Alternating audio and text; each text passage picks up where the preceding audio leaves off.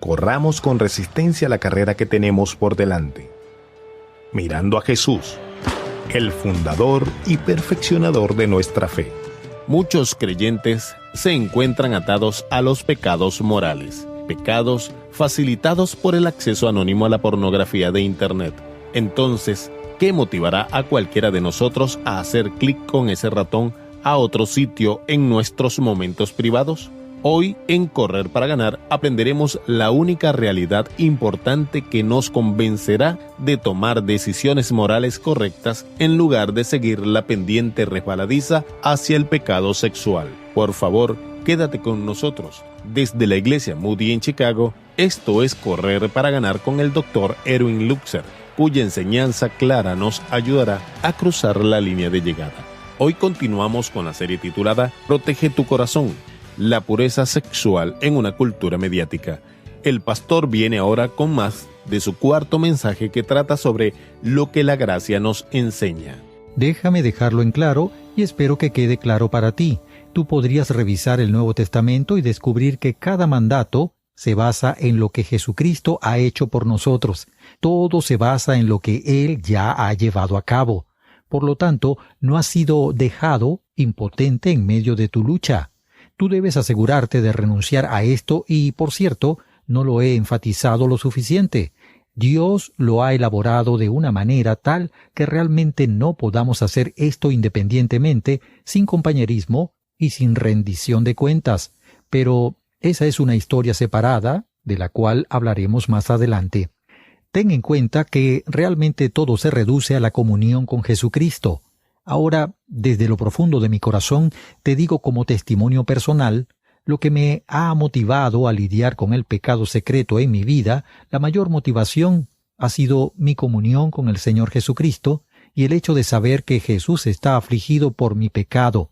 Y cuando me doy cuenta de eso, porque lo amo, entonces tú puedes racionalizarlo todo. Pero recuerda que David dijo, contra ti solo he pecado. Cuando José fue tentado, ¿recuerdas lo que dijo? Él dijo, ¿cómo entonces iba yo a hacer esta gran maldad y pecar contra Dios? Él estaba diciendo, lo que haré herirá a Dios. Y cuanto más tú y yo amamos a Dios y amamos a su Hijo, el Señor Jesucristo, más dispuestos estaremos a decir, cualquier cosa que Dios requiera, la haré. Por lo tanto, aquí tenemos una lección y es también una lección de obediencia y una lección de liberación.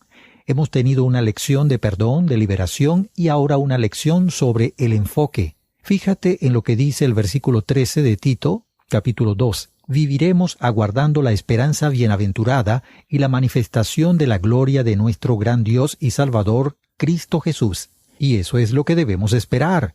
El hecho es que Jesús estará regresando. Ahora bien, no creo que el apóstol Pablo necesariamente estuviera haciendo una distinción entre el rapto de la iglesia con respecto a la aparición gloriosa. Él estaba hablando aquí sobre la consumación de los tiempos y la revelación de Jesucristo cuando regrese. Y eso es lo que deberíamos estar buscando y por lo que deberíamos sentirnos motivados. Tú muy bien puedes decir, bueno, sí, pero a lo largo de 2000 años, la gente lo ha estado esperando y se ha sentido motivada, y eso no ha sucedido. Sin embargo, esa es una buena motivación porque sabemos que algún día sucederá. Bueno, por el hecho de que sabía de antemano que hoy iba a estar predicando sobre este pasaje, cuando me desperté esta mañana, de acuerdo con mis oraciones habituales, también oré lo siguiente: hoy quiero vivir de tal manera que no cambiaría nada si supiera que Jesús va a regresar mañana. Tenemos que vivir así porque Jesús podría regresar mañana. A propósito, cuando le echas una mirada a la historia de la iglesia cristiana, lo que vas a descubrir es esto. Cuando los cristianos están en juicio y bajo persecución, entonces comienzan a mirar hacia el regreso de Jesucristo, y eso es motivante para ellos. En una sociedad próspera, como la nuestra, el regreso de Jesucristo es marginado. ¿Por qué deberíamos esperar su regreso cuando todo parece estar marchando bastante bien? Muchas gracias, pero no lo necesitamos. Por lo tanto, Dios se asegura de que tengamos muchas pruebas para mantener nuestros ojos enfocados en el regreso de Jesús, porque Él si regresará. Y debemos vivir toda la vida bajo la atenta mirada del Cristo que regresará. Entonces, aquí tenemos una lección sobre la motivación y una lección sobre el enfoque. También hay una lección sobre perspectiva. Y esta es para mí la parte más importante de este pasaje. Espero que lo estés viendo allí en tu Biblia. Por cierto, ¿alguna vez has oído decir que en ninguna parte de la Biblia Jesús es explícitamente llamado Dios? Si has escuchado eso, simplemente échale una ojeada a lo que justamente leí hace un momento. La manifestación de la gloria de nuestro gran Dios y Salvador Cristo Jesús. ¿Podría eso estar más claro? Yo no lo creo, pero ahora fíjate que dice, quien se dio a sí mismo por nosotros para redimirnos. Amigo, si esto no te motiva, supongo que no hay ninguna manera de que jamás te sientas motivado. Para redimirnos de toda iniquidad y purificar para sí un pueblo, para posesión suya, celoso de buenas obras. ¿Qué busca Jesús en nuestras luchas? Jesús está buscando purificarnos para que podamos ser su propia posesión. Y está haciéndolo por sí mismo. Tú puedes decir, bueno, tú sabes, en realidad mi motivación más importante es asegurarme de superar esta adicción. Voy a luchar contra esta adicción. Esa no es tu motivación principal. Tu motivación principal es el hecho de que puedas ser purificado por medio de Cristo para su gloria, para ser su posesión y para complacerlo específicamente con tu propia vida de justicia. Esa es realmente la motivación. Y por supuesto, en el proceso, Él va a lidiar con tu adicción. Pero pensar que tu adicción o tus hábitos son realmente tu enfoque principal es perder el sentido de todo. Esto me ha impresionado mucho, porque fíjate que el texto continúa diciendo, celoso de buenas obras. Por supuesto, tú sabes que hoy hay tanta discusión acerca de la Iglesia. Se están escribiendo libros sobre la Iglesia que tratan sobre lo que deberíamos estar haciendo o lo que no deberíamos estar haciendo. ¿Deberíamos participar en la política o no deberíamos participar? ¿Qué es la política? Todo eso se está escribiendo porque miramos alrededor y estamos perdiendo todas nuestras batallas. Quiero decir, realmente estamos en una caída libre moral y espiritual y la Iglesia no parece tener mucho impacto. Yo no lo sé porque no puedo leer la mente de Dios, pero sospecho que la razón podría estar aquí, que la pureza procede al poder. Fíjate que dice que Él podría purificar para posesión suya un pueblo. ¿Qué dice Efesios en el capítulo 5 en el Nuevo Testamento? Cristo se entregó por la Iglesia para poder purificarla, a fin de presentársela a sí mismo, una Iglesia en toda su gloria. ¿Aparece la Iglesia de hoy en todo su esplendor? Sin que tenga mancha ni arruga ni cosa semejante, sino que fuera santa e inmaculada. Una Iglesia santa. Y si tú amas a Jesús, entonces dices, por eso quiero ser santo, para Él. Y esa es la mayor motivación. Para ayudarnos a entender esto, me gustaría leer una historia. Esta historia fue tomada del libro titulado Desde un país lejano, de Christopher Yuan a su madre. Ellos lo escribieron juntos. Ahora bien, imagina a Christopher. Él estaba profundamente involucrado en la homosexualidad, pero a su vez también era traficante de drogas, razón por la cual fue arrestado. Después de ser arrestado por drogas, descubrió que era VIH positivo. El impacto en su familia fue enorme. Su madre, al menos en ese momento, había llegado a la fe salvadora en Jesucristo y ella continuó orando por él, lo cual es una parte muy importante de esta notable historia. Y mientras estaba en prisión, después de aceptar todos los argumentos de que no puedes cambiar, tú sabes que no puedes cambiar, no intentes cambiarme, tengo mi propio estilo de vida, él dijo, estaba en un modo de supervivencia. Esto fue mientras él estaba en prisión. Mientras paseaba por el perímetro de bloque de celdas, evitando cualquier interacción con otros hombres, me volví para caminar de regreso a mi celda cuando pasé junto a una cesta rebosante de basura. Me di cuenta de que mi vida era simplemente como esa basura. Crecí en un suburbio de clase media alta de Chicago, en los Estados Unidos. Mi papá tenía 2 doctorados y yo estaba en camino de alcanzar el título de doctor. Ahora bien, en ese momento me encontraba a mí mismo entre delincuentes comunes, entre basura. Ni siquiera mis amigos me querían. Ellos ni siquiera aceptaban una llamada por cobrar. No era más que un rechazado, alguien para ser lanzado a la basura. Y luego dijo que miró esa cesta de basura y notó que en la parte superior de la basura había algo que le llamó la atención. Me agaché y recogí un Nuevo Testamento. Estaba nuevo y ni siquiera había sido abierto. Lo llevé de regreso a mi celda y pensé, bueno, tengo tiempo libre, muy bien, podría hacer algo. Mientras me sentaba en el colchón frío de la cama de metal, abrí el pequeño libro en el Evangelio de Marcos. Bueno, como habrás imaginado, Christopher llegó a la fe salvadora en Cristo, pero ahora quiero que entendamos cómo él vio algo que creo que tú y yo hemos pasado por alto en todas nuestras luchas, en todos nuestros problemas de identidad. Escucha esto cuidadosamente. Él dijo, a medida que continuaba leyendo la Biblia, me di cuenta de que mi identidad no debería ser definida por mi sexualidad. Pablo, en Hechos capítulo 17, en el Nuevo Testamento, dijo, porque en Él vivimos, nos movemos y existimos. Cristo debería ser todo, mi todo en todo. Mi orientación sexual no tenía que ser el núcleo de quien yo era. Mi identidad principal no tenía que estar definida por mis sentimientos o atracción sexual. Por esa razón, mi identidad no era gay o homosexual o inclusive heterosexual, sino que mi identidad como hijo de Dios vivo debe estar solo en Jesús. Dios dijo, sed santos porque yo soy santo. Yo siempre pensé que lo opuesto a la homosexualidad era la heterosexualidad, pero en realidad lo opuesto a la homosexualidad es la santidad. Dios nunca dijo, sé heterosexual porque yo soy heterosexual, sino que dijo, sé santo porque yo soy santo. Si conoces a alguien que está luchando con la homosexualidad, no puede pensar en ninguna cita que haya mencionado que sea tan útil como la que acabas de escuchar.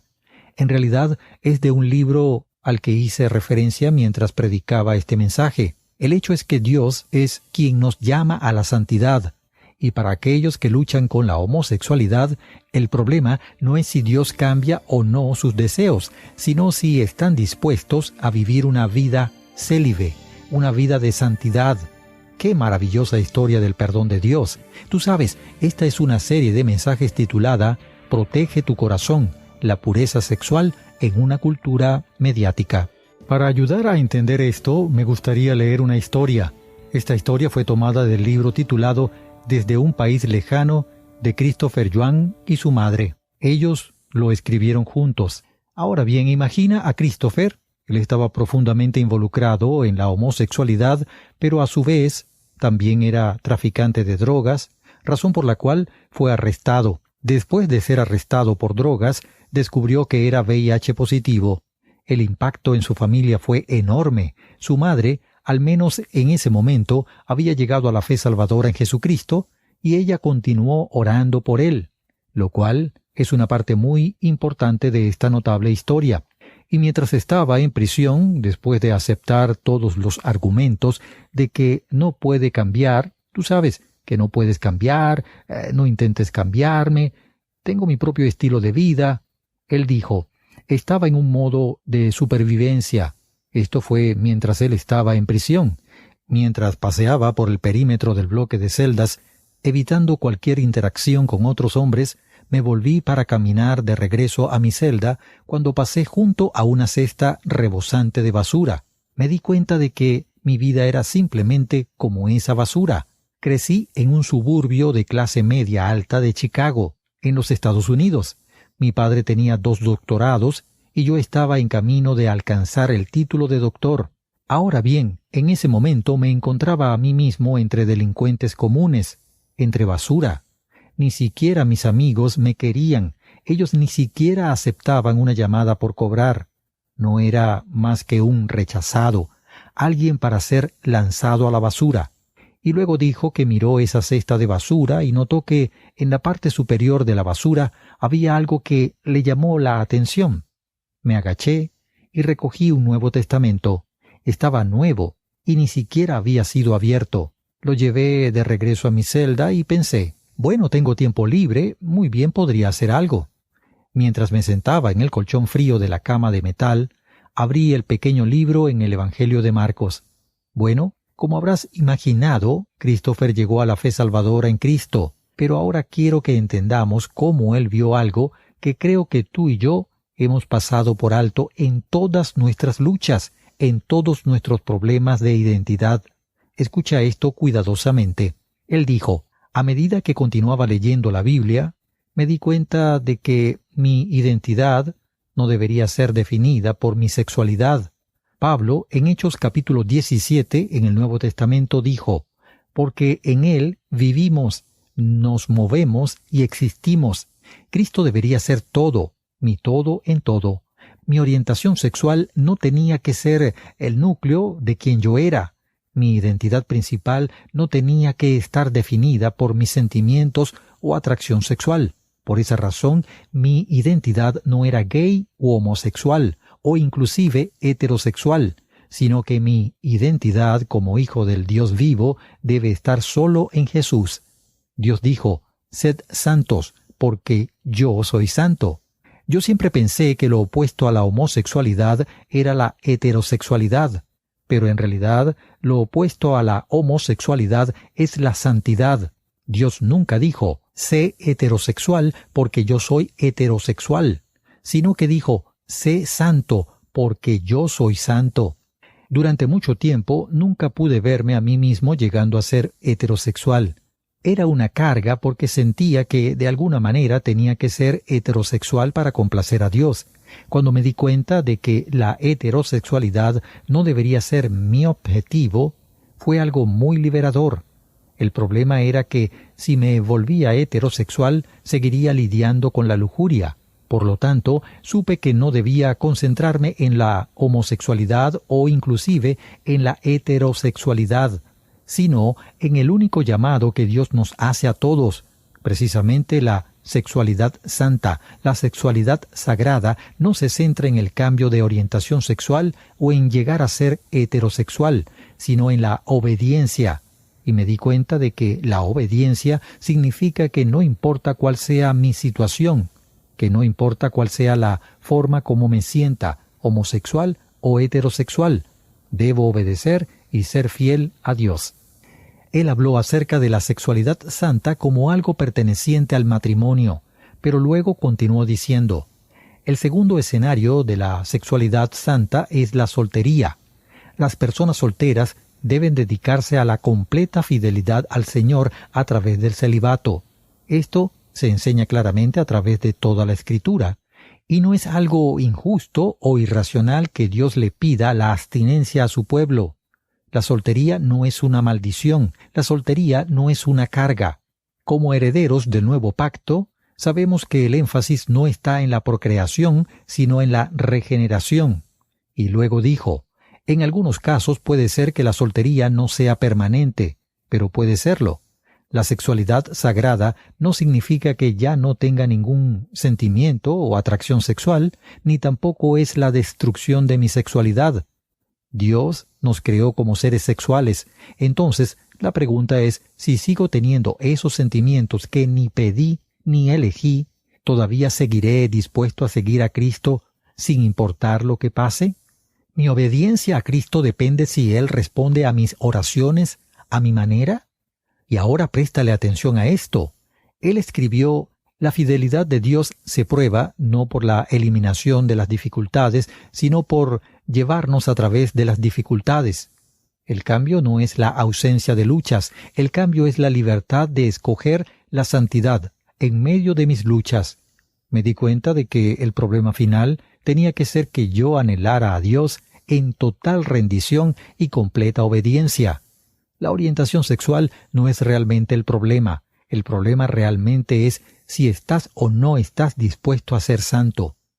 ¡Qué visión tan interesante y profunda! Yo creo que el texto aquí estaría de acuerdo. No es como yo pueda superar mi adicción. No es como yo voy a superar mi adicción. La pregunta es, ¿cómo permito que Jesús me purifique para que pueda ser un honor para Él como miembro de su familia y posesión suya? Ese es realmente el problema, y cuando eso llega a ser dominante, entonces tu relación con Dios tiene prioridad, inclusive sobre todas las diferentes formas que podemos tener a nuestra disposición para tratar de resolver nuestros problemas. Nunca subestimes la gracia de Dios, lo cual hoy me lleva a mi tarea para ti. ¿Estás listo? Esta semana, por cada hora de dedicación a los medios, le vas a dedicar 1 hora a la lectura de la Biblia, preferiblemente el libro de los Salmos, pero puede ser cualquier otro libro, alabando a Dios, desarrollando tu relación con Jesucristo y buscando la pureza que Él quiere. ¿Es eso suficientemente justo? Tú puedes pensar, yo no puedo hacer eso. Si veo una película durante 1 hora y media, ¿tengo que leer la Biblia durante 1 hora y media? Oh, la vida es muy dura, ¿verdad? Amigo mío, si puedes, piensa en esto. Si la vida cristiana, el hecho de vivir de todo corazón por Jesús, fuera fácil, todos la vivirían, pero no todo el mundo lo hace porque es difícil. ¿Qué pasaría si Jesús, cuando iba a la cruz y cuando esa cruz fue puesta sobre él, hubiera dicho, «¿Sabes? Esto es realmente injusto. Esto es difícil. Estoy siendo crucificado por algo que no hice y además, sí, estoy siendo crucificado, pero mira a toda la gente que está por ahí. Ellos no están siendo crucificados. ¿Por qué yo debería aceptar esta injusticia?» Bueno, gracias a Dios, Él aceptó esa injusticia, porque fue a través de ese acto de redención que tú y yo somos redimidos hoy. Alábalo a Él. ¿Quieres hacerlo? Entonces, lo primero es establecer un equilibrio dedicándole a leer la palabra la misma cantidad de tiempo que le dedicas a los medios. Y no te quejes de que es demasiado difícil. No quiero que pienses eso. En segundo lugar, escribe una descripción de una página de cómo sería una vida santa en tu situación. Todos los problemas con los que tendrías que lidiar mientras permites que Jesús te purifique. Todas las mentiras que podrían descubrirse, y hablaremos de eso en un mensaje futuro, porque al final del día no todo se trata de acerca de nosotros, todo se trata acerca de Jesús purificándonos para su gloria. Él nos está preparando para otro mundo. De eso se trata esto, y a medida que le respondemos, Él está allí para ayudarnos en cada paso a lo largo del camino. Vamos a inclinarnos juntos en oración. Padre, tu gracia para con nosotros es tan inmerecida, y hoy te confesamos que estamos tan absortos con los problemas de los medios, muchos con la impureza que ofrecen los medios. Hoy, Padre, ven a liberarnos. Ayúdanos a recordar que el verdadero problema es que todo se trata de ti y no de nosotros. Y para aquellos que nunca han respondido a la gracia de Dios, les pedimos que lo hagan, inclusive mientras cantamos juntos la gracia inmerecida de Dios. Háblanos, Señor, en el nombre de Jesús oramos. Amén. Mientras preparaba esta serie de mensajes, comencé a darme cuenta cuán desesperadamente yo también necesito estos mensajes. Cada uno de nosotros necesita recordar el llamado de Dios a la santidad, también el precio que debe pagarse por parte nuestra, el cual se trata de estar comprometidos, ser disciplinados y lidiar con estos problemas que enfrentamos en la cultura actual. ¿Podría ser posible que exista alguna serie de mensajes tan importante como esta? Esta serie se titula Protege tu corazón, la pureza sexual en una cultura mediática. Dios te bendiga. Es el momento en que puedes hacer preguntas al Pastor Luxor acerca de la Biblia o de la vida cristiana. Recibimos la pregunta número 1. Yo no creo que pueda perdonar a los hombres que se han aprovechado de mí. Mi última experiencia fue con un hombre que prometió casarse conmigo. No sé cómo ser sanada. Gracias, Débora, por sentirte libre de compartir tu dolor conmigo. Lamentablemente, esto es importante que lo sepas. Muchos hombres hoy en día son deshonestos. Siento tener que decir eso, pero es verdad. Yo espero que mis sugerencias te den un punto de partida en tu camino para ser sanada. El primer paso parece simple, pero puede ser el más difícil. Pon tu deseo de casarte en las manos de Dios. y eso significa que posiblemente tengas que vivir con deseos insatisfechos. Y también, debido a tu relación con ese hombre, necesites ser purificada por Dios. Pídele perdón al Señor y luego acepta su purificación. Y por favor, no busques otro hombre. Gasta esa energía para crecer más cerca de Dios y para permitirle que Él obre en tu vida. Gracias por hacer sus preguntas al Pastor Luxer. Continúa escribiéndonos. Este fue el pastor con la conclusión del mensaje Lo que la gracia nos enseña. Otro mensaje de la serie titulada Protege tu corazón, la pureza sexual en una cultura mediática. Sintonízanos la próxima vez en Correr para Ganar con el fin de conocer la difícil decisión que todos enfrentamos con respecto a una tecnología sin la cual no podemos vivir. Correr para Ganar es un ministerio para ayudarte a encontrar y a seguir el plan de Dios para la carrera de tu vida. Te presentamos la enseñanza bíblica para que puedas conocer a Jesús y seguirlo en cada paso del camino. Búscanos en Facebook y en Twitter, Correr para Ganar. Repito, Correr para Ganar. O escribe a correr@transmundial.org. El número telefónico en los Estados Unidos es 1-919-460-3743. 1-919-460-3743. Esto es Correr para Ganar, un ministerio de la Iglesia Moody.